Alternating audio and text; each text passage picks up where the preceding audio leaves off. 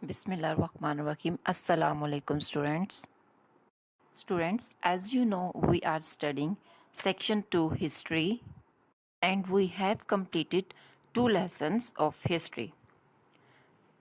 And in today's video, we will discuss chapter 12, lesson 13, topic Muslim scientists, philosophers and travelers.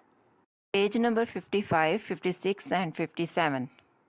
And in this lesson 12, you will learn about culture of knowledge among early Muslims. And you will also learn about famous Muslim travelers and scholars from 9th century to 15th centuries. Students, the period from the 9th century to the 15th century can be called the zenith of the Muslim world. 9th century से लेके 15th century तक ये जो दौर है ये मुसलमानों के अरूज का दौर है. इसमें मुसलमानों ने बहुत ज़्यादा तरक्की की थी. And we have historical accounts of the achievements of various people. There were scientist, mathematicians, philosophers, travellers who left behind records of what they accomplished. We give here a brief history of some of these remarkable individuals. 9th century से लेके 15th century का जो दौर था इसमें मुसलमान scientist, mathematicians, philosophers, travellers जिन्होंने अपने पीछे बहुत ही शानदार किस्म के जो रिकॉर्ड छोड़ के गए हैं, जो रिकॉर्ड मुकम्मल करके गए हैं हिस्ट्री में, तो इस चैप्टर में हम उनके इस रिमार्केबल अचीवमेंट्स के बारे में डिटेल से पढ़ेंगे. And first one and remarkable personality was Ibn Battuta from 1304 to 68. He is a world famous traveler. और इब्न बतूता बहुत ही मशहूर अर्ली मुस्लिम ट्रैवलर्स में से एक हैं. और इब्न बतूता ने पैदल और एनिमल बैग, क्योंकि पुराना ज़माना था उसमें आपको मालूम है कि इतनी ज़्यादा सहूलियात नहीं होती थी, इतनी फैसिलिटीज़ नहीं होती थी, कन्वेंस नहीं होती थी, तो इब्न बतूता ने पैदल और एनिमल बैग पे, एनिमल्स जो यूज़ किए जाते थे सफ़र के लिए, उस पे इन्होंने एरिया कवर किया था about 1,20,000 kilometres. That is equivalent to 3 times around the equator. इतना ज़्यादा लंबा डिस्टेंस जो है इन्होंने कवर किया था इब्ने बतूता ने. और he travelled from Spain to China and from Central Africa to the Russian steppes. And his accounts tell us much about the Muslim world of the 14th century. इनका जो account है वो हमें 14th century के बारे में बताता है, इनकी जो हिस्ट्री है इब्ने बतूता की.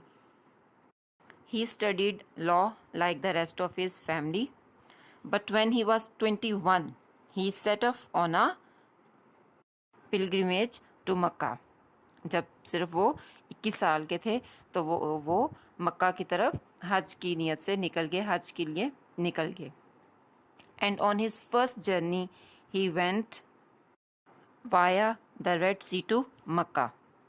पहला जो उनका जर्नी था वो वाया मीन्स के बरास्ता, जो उन्होंने रास्ता यूज़ किया था, he went via the Red Sea to Mecca. Red Sea से वो मक्का की तरफ बरास्ता रास्ते से गए थे. Then Syria, Iraq, Khorasan, southern Persia, Azerbaijan and back to Baghdad. ये सारे इलाके उन्होंने यहाँ का सफ़र किया था और फिर वो वापस बगदाद की तरफ आ गए. Then he settled in Arabia. Saudi Arabia में 3 सालों के लिए वो सेटल हो गए. But then became restless again and once more set off on a long journey. लेकिन वो फिर 3 सालों के बाद फिर से उन्होंने सफ़र की तरफ रवानगी शुरू कर दी. उन्होंने दोबारा से सफ़र करना शुरू कर दिया. His travels took him to Jeddah, Yemen, Aden, Tanzania by boat. Jeddah, Yemen Aden और तंजानिया का जो इन्होंने सफ़र किया था ये बाय बोट किया था, कश्ती से किया था उस वक्त के दौर में। फिर South Arabia, Oman, Hormuz, South Persia and back to Mecca. फिर वो South Arabia, Oman, Hormuz, South Persia गए और दोबारा से वो मक्का की तरफ वापस आ गए। और इसके बाद जो उनका नेक्स्ट जर्नी था वो ब्लैक सी की तरफ था, और फिर ब्लैक सी से क्राइमिया, कुस्तुनतुनिया, रशियन स्टीप्स, और फिर अगेन वो कॉन्स्टेंटिनोपल मीन्स के कुस्तुनतुनिया की तरफ दोबारा से वो वापस आए।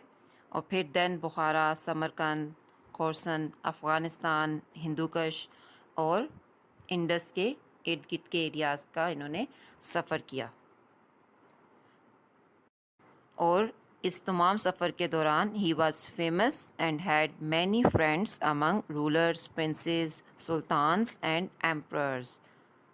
और इनके इन सफ़र के दौरान बहुत से दोस्त बन गए जो कि हुक्मरान भी होते थे, शहज़ादे भी होते थे, सुल्तान भी होते थे और शहनशाह भी होते थे, बादशाह भी होते थे। इनके सफ़र के दौरान इनकी बहुत से लोगों से दोस्ती हो गई थी।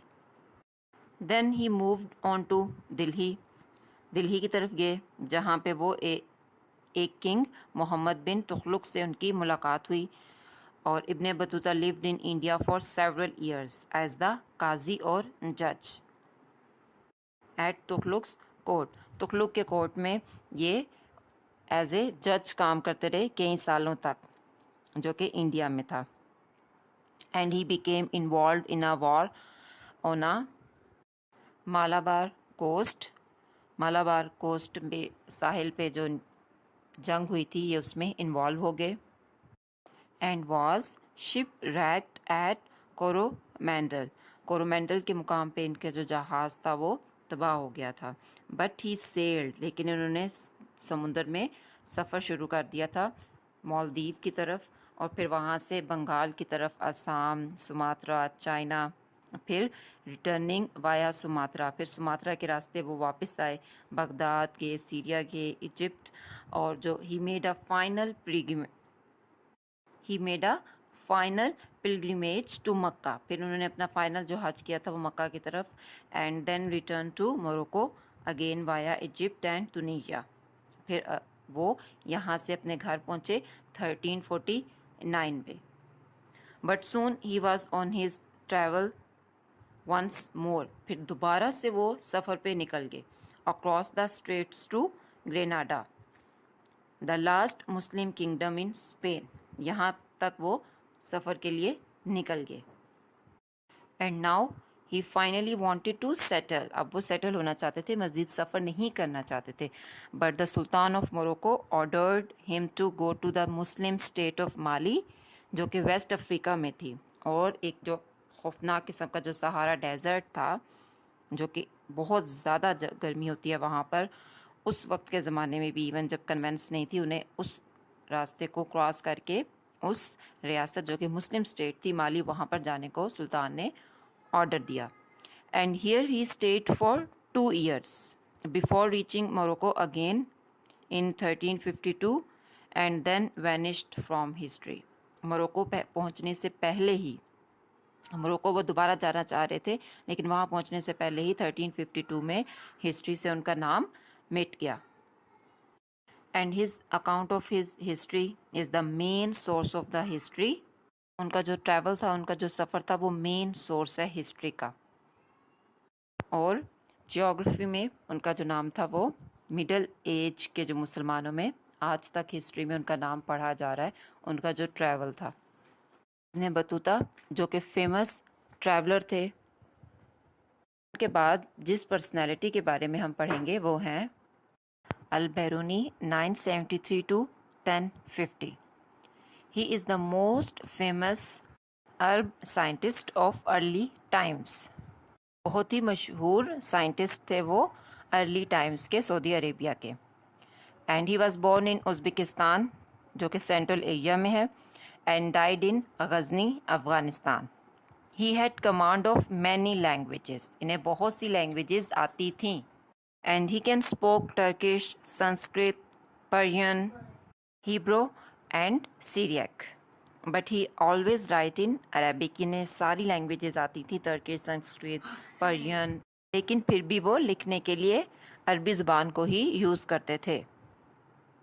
And his many books said to be 113, 113 books हैं कहा जाता है उनकी, जिनमें मेडिसिन की थी, जोग्राफी की थी, एस्ट्रोनॉमी की, मैथमेटिक्स की थी, हिस्ट्री की थी।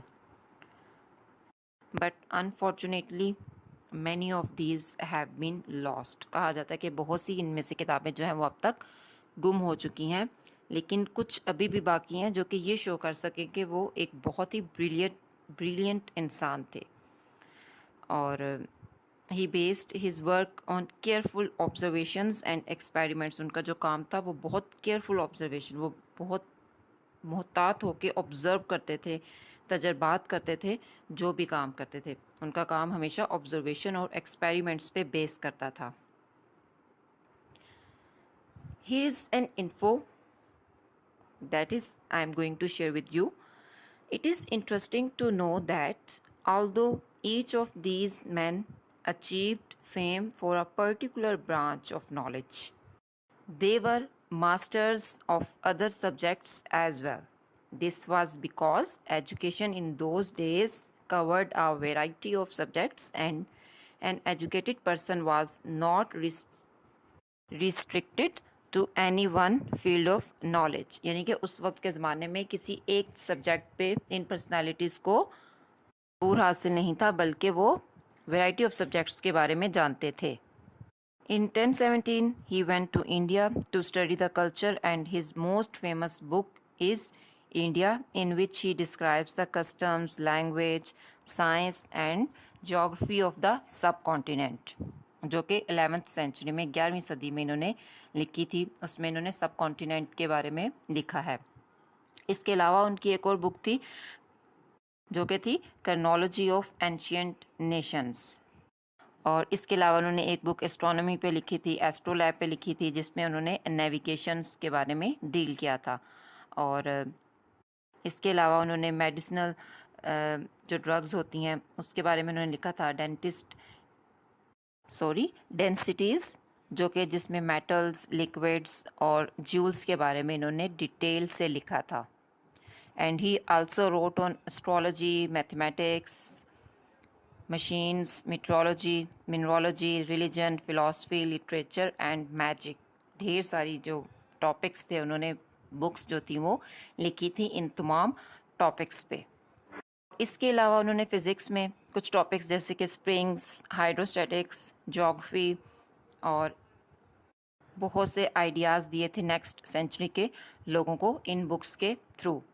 And he suggested that the earth rotated on its axis and that the Indus valley was once a basin of the sea. तो ये सारी इंफॉर्मेशन, ये सारी बुक्स और सारे खिदमात अल-बैरूनी ने नेक्स्ट सेंचुरीज़ के लोगों के लिए तोहफे में उन्हें दी थी। ये सब उनकी खिदमात थी। And next remarkable historical personality is Ibn Rushd. Abdul Walid Muhammad ibn Ahmad ibn Muhammad ibn Rushd, more commonly known by his last name Ibn Rushd, was born in Cordoba. Cordoba में पैदा हुए, and he was introduced to the court of the Almohavids and appointed as a काजी। Almohavids की court में ये काजी और जज के तौर पे ये अपॉइंटेड हुए थे, जो कि सिविल, जो कि स्पेन में है, वहाँ पर वो एज ए काजी और जज अपॉइंटेड हुए थे। And he had a strong command over a number of subjects as education in those days was more comprehensive. As a result, he was well versed in law and also served as a physician. But Ibn Rushd main contribution was to philosophy. Philosophy इन्होंने बहुत ज़्यादा काम किया था। ये एक Greek philosopher थे। Aristotle made him an authority on the subject. Ibn Rushd's writings on Greek philosophy were translated and used by European thinkers of the Renaissance. Renaissance जो है वो एक यूरोपियन पीरियड था, तो उस वक्त इनकी किताबों ने, फ़िलासफ़ी की किताबों ने उनके लिए, यूरोपियन थिंकर्स को काम करने के लिए बहुत ज़्यादा हेल्प की थी.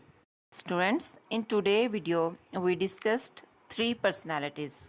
इब्ने बतूता जो कि एक मशहूर ट्रैवलर थे, then Al-Biruni and Ibn Rushd. In next video we will discuss next personalities. Let's come to today's homework related to today's topic. Question number 1 is, what are mechanics, metrology and philosophy? And answer is, mechanics is the study and science of machines that deals with movement, force and motion, how they work. Meteorology is the study of weather and climate, and it helps in forecasting the weather. Philosophy is the study of the nature of knowledge, reality and existence. Basically, it is the study of the truth or wisdom through argument. और philosophy का मतलब ही love to knowledge होता है.